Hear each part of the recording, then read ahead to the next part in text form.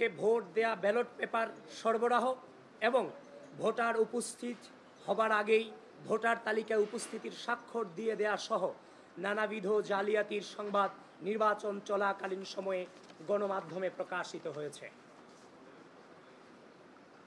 বিভিন্ন কেন্দ্রে ভোটার উপস্থিতি ও ভোট প্রদানের হার অসামঞ্জস্যতা পরিলক্ষিত হওয়ায় বাংলাদেশ জাতীয়তাবাদী ছাত্রদল সমর্থিত প্যানেলের প্রার্থীরা সহ অধিকাংশ প্যানেল এবং একাধিক স্বতন্ত্র প্রার্থী ইতিমধ্যেই ভোটার উপস্থিতির তালিকা এবং ভোট কেন্দ্রের সিসিটিভি ফুটেজ চেয়ে ঢাকা বিশ্ববিদ্যালয় প্রশাসন বরাবর আবেদন করেছেন, কিন্তু ঢাবি প্রশাসন সে বিষয়ে বারবার আশ্বাস দিলেও কার্যকর কোনো পদক্ষেপ গ্রহণ না করে কালক্ষেপণ করে চলেছেন। 2019 সালের সর্বশেষ ডাকসু হল সংসদ নির্বাচনে ব্যালট পেপারে ক্রমিক নং না থাকায় ছাত্রলীগ নীরবে ভোট কারচুপির সুযোগ তৈরি করতে পেরেছিল, কিন্তু দুঃখজনকভাবে এবারের নির্বাচনে ব্যবহৃত ব্যালট পেপারেও কোনো ক্রমিক নম্বর ছিল না। এছাড়াও ছাপানো ব্যালট পেপারের সংখ্যা, ভোট কেন্দ্রে সরবরাহকৃত, ব্যবহৃত এবং বাতিল হওয়া ব্যালট পেপারের সংখ্যা এবং ভোট গ্রহণ শেষে ফেরতকৃত ব্যালট পেপারের সংখ্যা এখনো পর্যন্ত কোথাও প্রকাশ করা হয়নি। এমনকি বারবার জানতে চাওয়ার পরেও এ সংক্রান্ত তথ্যাদি কেন্দ্রে দায়িত্বরত পুলিং এজেন্টদেরকে জানানো হয়নি। ফলাফল প্রকাশের পর উল্লেখিত অভিযোগগুলো নিয়মানুসারে চিফ রিটার্নিং অফিসার বরাবর দায়ের করতে গেলে তিনি এসব বিষয়ে ঢাবি প্রশাসনের সাথে যোগাযোগের পরামর্শ দেন। পরবর্তীতে ব্যালট পেপার সংক্রান্ত ইস্যুতে একাধিক প্রার্থী ও পুলিং এজেন্ট কর্তৃক যথাযথ প্রক্রিয়া অনুসারে অভিযোগ দায়ের করার পরও ঢাবি প্রশাসন তদন্তের মাধ্যমে প্রয়োজনীয় ব্যবস্থা গ্রহণ না করে নানা অজুহাতে কালক্ষেপণ করে চলেছেন। প্রিয় সাংবাদিক বন্ধুগণ, আমরা তাদেরকে যথেষ্ট সময় দিয়েছি, আমরা তাদের কাছ থেকে সময় নিয়েছি, এর প্রক্রিয়ার মধ্য দিয়েই কিন্তু সময় নিয়েই আপনাদের সামনে উপস্থিত হয়েছি। এই নির্বাচনের দিন থেকে শুরু করে পরবর্তী সময়ে যেই ধরনের অসামঞ্জস্যতা আমরা দেখেছি, আমরা ইচ্ছা করলেই রাজনৈতিক যে সংস্কৃতি বাংলাদেশের ছিল, বিভিন্ন কারচুপি হওয়া এবং নেগেটিভ রেজাল্ট আসার পরে বিভিন্ন আন্দোলন করা, আপনারা আমাদেরকে জিজ্ঞাসা করেছিলেন যে আমরা কোনো আন্দোলনে যাব কিনা, কোনো প্রকার মিছিল মিটিং কিংবা অবরোধে যাব কিনা। আমরা বলেছি আমরা প্রক্রিয়া অনুসরণ করে আমরা সামনে এগুচ্ছি, অতি দ্রুতই আপনারা আমাদের অবস্থান সম্পর্কে জানতে পারবেন। সুতরাং আমরা কিন্তু পূর্বের রাজনৈতিক সংস্কৃতি থেকে বেরিয়ে এসে ধৈর্যের পরিচয় দিয়েছি এবং একটি প্রক্রিয়া অনুসরণ করে বিশ্ববিদ্যালয় প্রশাসনের সাথে এবং আপনাদের সম্মুখে আজকে আসা সম্পূর্ণ প্রক্রিয়া অনুসরণ করে আমরা এখানে এসেছি। এজন্য বাংলাদেশ জাতীয়তাবাদী ছাত্রদলকে আমি ধন্যবাদ জানাতে চাই যে তারা ধৈর্য ধারণ করেছে এবং পূর্বের যে রাজনৈতিক সংস্কৃতি সেটা থেকে বেরিয়ে এসে নতুন বাংলাদেশের নতুন রাজনৈতিক সংস্কৃতি প্রচলনে তারা গুরুত্বপূর্ণ ভূমিকা রেখেছে। কোনো তথ্য প্রকাশ করা হয়নি। অনিরাপদ ছাপাখানা থেকে ফাঁস হওয়া নকল ব্যালটের মাধ্যমে ভোট কারচুপির অভিযোগ ইতিমধ্যেই এসেছে। উল্লেখ্য যে 7 সেপ্টেম্বর 2025 তারিখে নীলক্ষেতের গাউসুল আজম মার্কেটের একটি ছাপাখানায় ডাকসু হল সংসদ নির্বাচনের বিপুল সংখ্যক ব্যালট পেপার অরক্ষিত অবস্থায় পাওয়া যায়, যেখানে ঢাবি প্রশাসনের কোনো নজরদারি ছিল না বলে নিশ্চিত হওয়া গেছে। প্রিয় সাংবাদিক বন্ধুগণ, ব্যালট এই নির্বাচনের প্রধানতম গুরুত্বপূর্ণ জিনিস।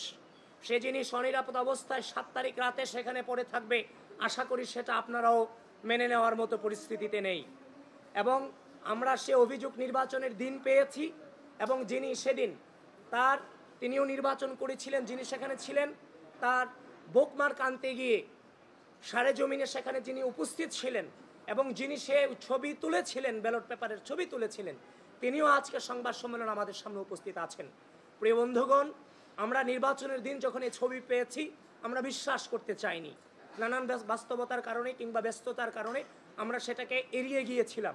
কিন্তু পরক্ষণেই যখন দেখতে পেলাম তার নিজ হাতে ছবি তোলা এই যে ব্যালট পেপারের ছবি এবং যে আঙ্গুল দেখছেন সে আঙ্গুলও কিন্তু সেই ছেলেটারই আঙ্গুল, এবং সেখানে আমরা সেই ফোন থেকে আমরা আইফোনে ছবি তোলা, সেখানে 7 সেপ্টেম্বর 2025 রাত 12:57 AM লেখা আছে। সুতরাং এটাকে ভুল প্রমাণিত করার কোনো সুযোগ আমাদের হাতে কিংবা আপনাদের হাতে নেই। সেজন্য এই বিষয়টাতে বিশ্ববিদ্যালয় প্রশাসন কোনোভাবে হালকাভাবে নেওয়ার সুযোগ নেই। বিশ্ববিদ্যালয় প্রশাসনকে এই ব্যাপারে জোরালোভাবে তাদের অবস্থান এই জাতির সামনে এবং বিশ্ববিদ্যালয়ের সামনে তুলে ধরতে হবে। 4, ডাকসু নির্বাচন অনুষ্ঠিত হবার 4 দিন পর তথা 13 সেপ্টেম্বর 2025 শনিবার ঢাকা বিশ্ববিদ্যালয় প্রশাসন কর্তৃক প্রকাশিত বিজ্ঞপ্তি অনুসারে ভোট গণনা মেশিন এবং সফটওয়্যারের নির্ভুলতা ও বিশ্বাসযোগ্যতা যাচাইয়ের সময় নির্দিষ্ট কয়েকজন শিক্ষক ও টেকনিশিয়ান উপস্থিত থাকলেও ভোটার ও প্রার্থীদেরকে এই বিষয়ে মোটেও অবহিত করা হয়নি। ভোট গণনার বিষয়ে ইতিমধ্যেই নানান অভিযোগ বিতর্ক সামনে এসেছে, কিন্তু একটি কার্যকর গণনা প্রক্রিয়া নিশ্চিত করা গেলে এই ধরনের বিতর্ক তৈরি হতো না। 5, প্রত্যেক প্রার্থীর কাছ থেকে প্রতিটি কেন্দ্র থেকে একজন করে পুলিং এজেন্ট নেওয়ার বিজ্ঞপ্তি প্রকাশ করলেও ভোটের আগের রাতে পুলিং এজেন্টদের তালিকা প্রকাশ করা হয়, যেখানে প্রার্থীদের প্রস্তাবিত বিভিন্ন কেন্দ্রের পুলিং এজেন্টদের বাদ দেওয়া হয়। কোন প্রক্রিয়ার মাধ্যমে পুলিং এজেন্টদেরকে বাছাই করা হয়েছে তা প্রকাশ করা হয়নি।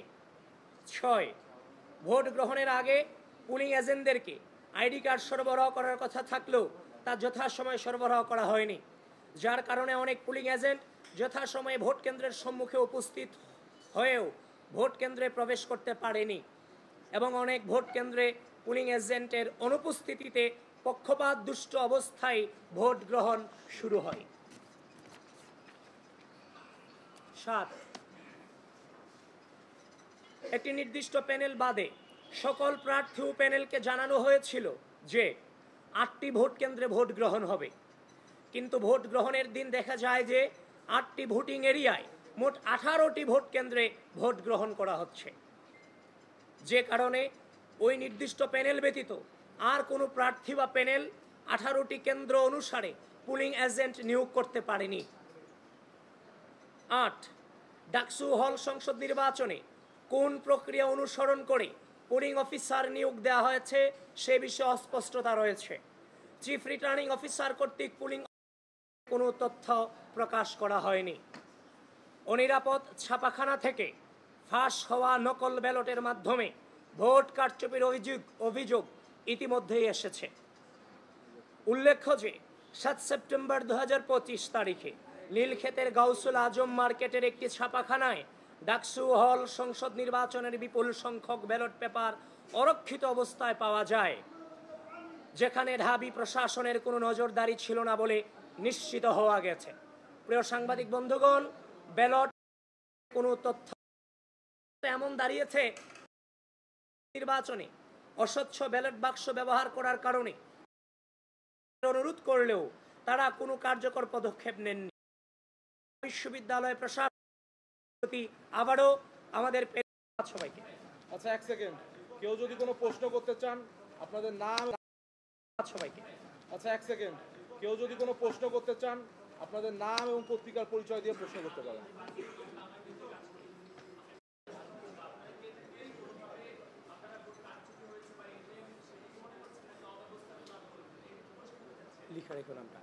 অব্যবস্থাপনা যেটা নির্বাচনকে প্রভাবিত করেছে, ইতিমধ্যে আমি যেগুলো বলেছি কোনো অস্পষ্ট এখানে কিছুই ছিল না।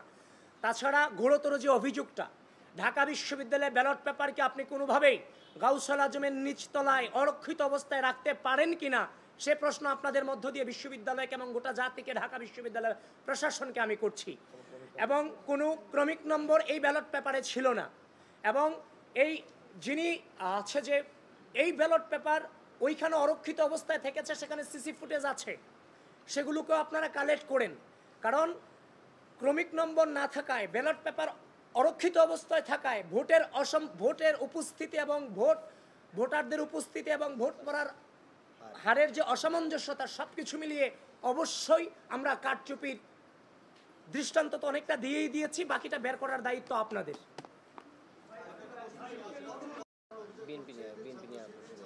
আমি ছাত্রদল নিয়ে কথা বলছি, আমি বিএনপি নিয়ে কথা বলছি না। এখানে বিএনপির কোনো প্রশ্নে যাওয়ার দায়িত্ব আমার নয়। দেখেন, পরের দিন আসার কথা যেটা বলেছেন, এখন আমি যদি কোনো জিনিসে প্রপারলি তদন্ত ছাড়া আপনার সামনে আসি, এটা কি কোনোভাবে আপনিও মেনে নেবেন? আপনি কিন্তু মেনে নেবেন না। আমরা যথাযথ প্রক্রিয়ার মধ্য দিয়ে এটাকে যাচাই বাছাই করার চেষ্টা করেছি। আমরা যেই ফোন দিয়ে ছবি তুলেতে সেই ফোনের যিনি তুলেছেন তার কাছে আমরা গিয়েছি। সেখানে গিয়ে সেখানকার ডেট, ফরেন্সিক যে তথ্যাদি, আমরা সবগুলিকে যাচাই বাছাই করে আমরা নিশ্চিত হয়েছি এই ছবি এবং ওখানে ব্যালট পেপার থাকা নিয়ে কোনো সন্দেহ আর নাই আমাদের মাঝে। এবং আমি তো আপনাকে শুরুতে বলেছি, যদি নির্বাচনের পর দিন আমরা আন্দোলন সংগ্রাম অবরোধে নামতাম, তাহলে আগের যে রাজনৈতিক কালচার সেখানে আমরা ফিরে যেতাম। আমরা কিন্তু সেই জায়গাটাতে স্যাক্রিফাইস করেছি, নতুন রাজনৈতিক সংস্কৃতি প্রচলনে আমরা ভূমিকা রেখেছি। সেজন্য আমি আমার প্যানেলকে এবং বাংলাদেশ জাতীয়তাবাদী ছাত্রদলকে আমি ধন্যবাদ জানাই যে তারা সুস্থ রাজনীতি প্রচলনে যথেষ্ট সহনশীলতার পরিচয় দিয়েছে। সুতরাং আমরা যথাযথ প্রক্রিয়া, আমরা বিশ্ববিদ্যালয় প্রশাসনের কাছে গিয়েছি, ফোন করেছি, তারা বারবার কালক্ষেপণ করে গেছেন। এখন আপনারা বলবেন, যখন আপনাদের সামনে আসবো আপনারা বলবেন আপনারা বিশ্ববিদ্যালয় প্রশাসনের কাছে গিয়েছেন কিনা। তো আমরা বিশ্ববিদ্যালয় প্রশাসনের কাছে গিয়েছি, সকল প্রকার নিয়ম আমরা মেনেছি। যখন দেখছি কালক্ষেপণ হচ্ছে তখন আমরা মনে করেছি যে আপনাদেরকে এগুলো জানানো প্রয়োজন। যারই ফলশ্রুতিতে আপনাদের সামনে এসেছি, আপনারা এই বিষয়টা নিয়ে বৃহত্তর ইনভেস্টিগেশন করুন। দেখেন, আমাদের যে দায়িত্ব ছিল, আমরা প্রার্থী হিসেবে যে অসঙ্গতিগুলো পেয়েছিলাম, প্রার্থী হিসেবে যেমন আমার দায়িত্ব, ঢাকা বিশ্ববিদ্যালয়ের ভোটার হিসেবে ঢাকা বিশ্ববিদ্যালয়ের শিক্ষার্থীদের একজন ভোটার হিসেবে তারও দায়িত্ব আছে। সুতরাং আমরা প্রার্থীরাই শুধু অভিযোগ করে যাব ব্যাপারটা চাইনি। আমরা চাচ্ছিলাম আমাদের যে অভিযোগগুলো অবশ্যই সেগুলো ঘটেছে, যেহেতু সাধারণ শিক্ষার্থীরা ভোটাররা সেগুলো নিয়ে আওয়াজ তুলবেন। ইতিমধ্যেই বিভিন্ন প্যানেলের প্রার্থীরা এবং ভোটাররা কিন্তু আওয়াজ তুলেছেন।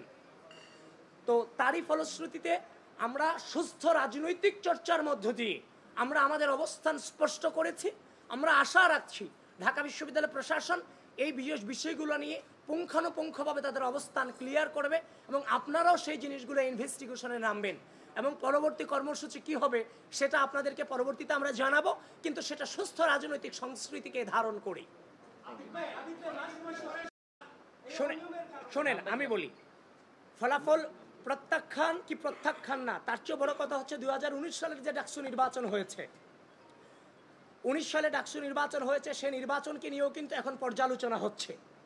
সুতরাং 2025 সালে ডাকসু নির্বাচন হয়েছে, যে অসঙ্গতি এবং অনিয়ম এবং কারচুপির অভিযোগ এসেছে সেগুলো নিয়েও পর্যালোচনা চলতে থাকবে যতক্ষণ না পর্যন্ত সুষ্ঠু নির্বাচন এবং প্রশাসন তার অবস্থান ক্লিয়ার করতে না পারবে বিষয়গুলো নিয়ে। এই নির্বাচনকে তো আমাদের জায়গা থেকে বৈধতা দেওয়ার কোনো সুযোগ নেই।